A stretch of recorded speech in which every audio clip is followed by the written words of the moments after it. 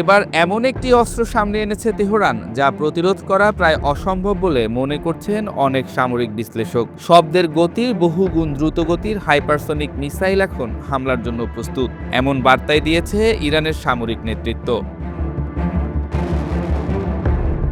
ইরানের Islamic revolutionary guard corps প্রকাশ্যে জানিয়েছে তাদের তৈরি ফাত্তা হাইপারসনিক মিসাইল এখন কার্যত যুদ্ধ অবস্থায় রয়েছে।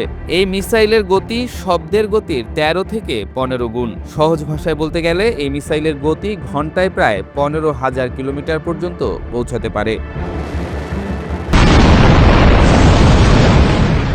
এই গতি শুধু দ্রুতই নয়, কৌশলগত দিক থেকেও অত্যন্ত গুরুত্বপূর্ণ। কারণ প্রচলিত ব্যালিস্টিক মিসাইল সাধারণত নির্দিষ্ট পথে চলে, কিন্তু হাইপারসনিক মিসাইল মাঝপথে দিক পরিবর্তন করতে পারে। ফলে আকাশ প্রতিরক্ষা ব্যবস্থা যেমন পেট্রিয়ট, অ্যারো বা অন্যান্য এন্টি মিসাইল সিস্টেম এসব মিসাইল শনাক্ত বা প্রতিরোধ করতে বড় ধরনের চ্যালেঞ্জের মুখে পড়ে।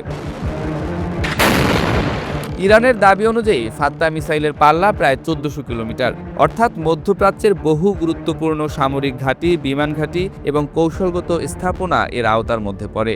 একটি হাইপারসনিক মিসাইল কয়েকশো কিলোগ্রাম বিস্ফোরক বহন করতে পারে, যা আঘাত হানলে বড় সামরিক স্থাপনা ধ্বংস করে দিতে পারে।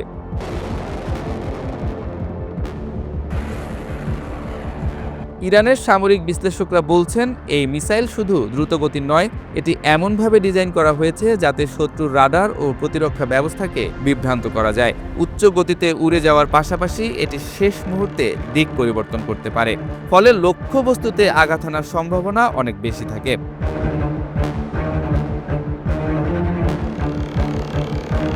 মধ্যপ্রাচ্যের বর্তমান যুদ্ধ পরিস্থিতির মধ্যে এই অস্ত্রের উপস্থিতি নতুন করে উদ্বেগ তৈরি করেছে।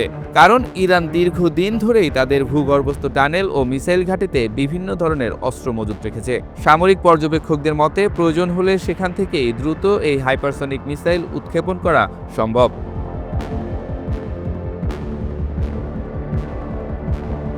বিশ্লেষকদের অনেকেই বলছেন যুদ্ধ এখন এমন এক পর্যায়ে পৌঁছেছে যেখানে প্রযুক্তিগত দিক থেকেই পাল্টা প্রতিরোধ কঠিন হয়ে উঠছে। আর যদি সত্যি এই হাইপারসনিক মিসাইল ব্যবহার করা হয়, তাহলে মধ্যপ্রাচ্যের যুদ্ধের গতি ও কৌশল দুটোই দ্রুত বদলে যেতে পারে।